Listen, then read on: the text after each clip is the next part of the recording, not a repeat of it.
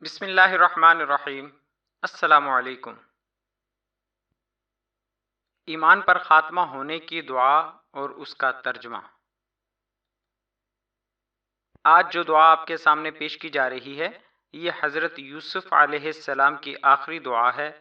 یہ ایک قرآنی دعا ہے جو سورہ یوسف کی آیت نمبر 101 سے لی گئی ہے۔ اعوذ باللہ من الشیطان الرجیم، بسم اللہ الرحمن الرحیم۔ فاطر السماوات والأرض أنت وليي في الدنيا والآخرة توفني مسلما وألحقني بالصالحين۔ ترجمہ: اے آسمانوں اور زمین کے پیدا کرنے والے، دنیا اور آخرت میں تو ہی میرا رفیق ہے۔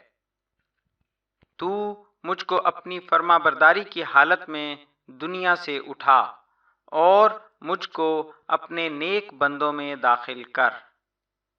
جزاک اللہ خیرا۔